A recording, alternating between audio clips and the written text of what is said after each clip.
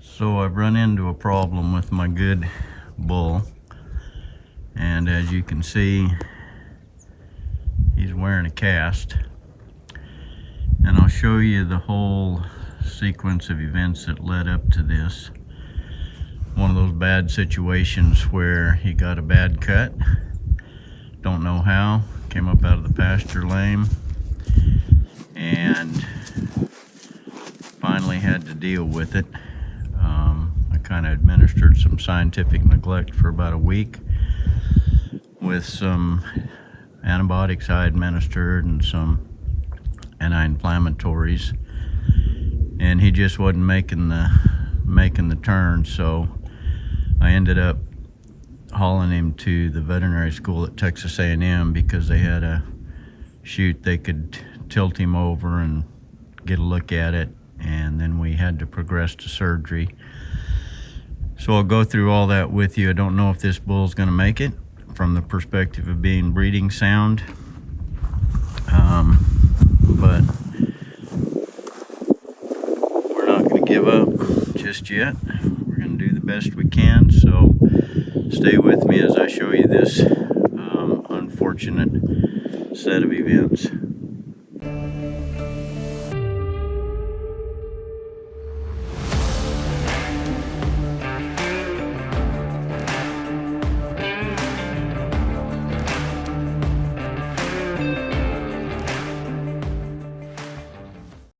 So this is how it all started. You can see how swollen that leg is and how absolutely crippled this bull is. And he had a cut on his leg, and I kind of watched it there for a week or so and gave him antibiotics, etc. And the swelling kept getting worse, the lameness kept getting worse, and he just wasn't making the trip. So I ended up deciding to take him to Texas A&M vet school to have them put him on in a squeeze chute and evaluate him, and they decided that he needed surgery because he had an infected tendon sheath, which is a sac that goes around the tendons. And you can see Dr. Shannon Reed here, one of the surgeons, food animal surgeons at Texas A&M, has made an incision into that tendon sheath. And again, it's just a fluid-filled sac around the tendons that got infected.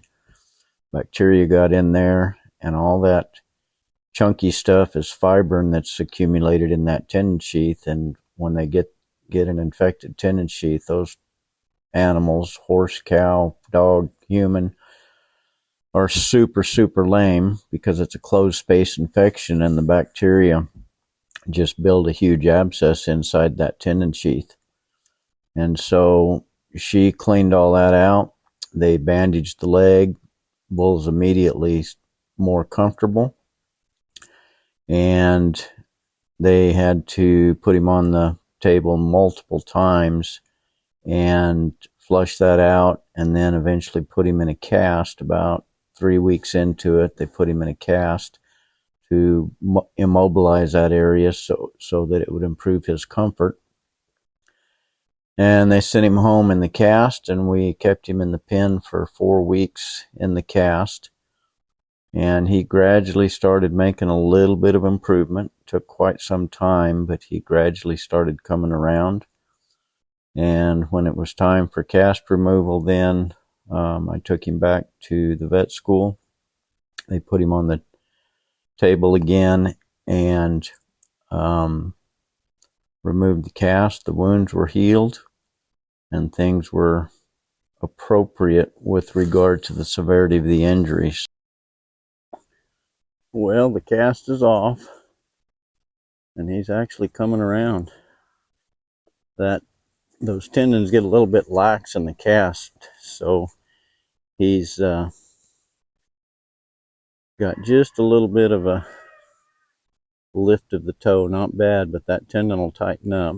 The wounds are all healed when the cast came off, and he's just coming along. I think he's going to make a pasture bull again, and I think I'm going to dodge a big bullet. I suspect he got hurt fighting with the other bull in the pasture. Don't know. Looked like a wire cut to me. So things are kind of starting to turn around for this old guy, and thankfully so.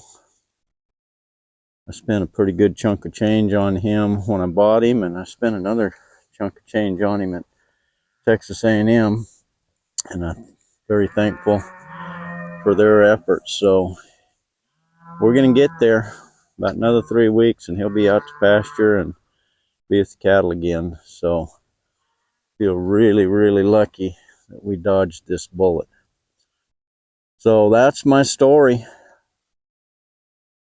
Hopefully you guys learned something, and hopefully this guy comes on and gets okay. So I'm tickled. Come on, boy.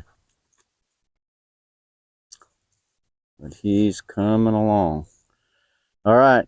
Have a good day. Thanks for riding along with me.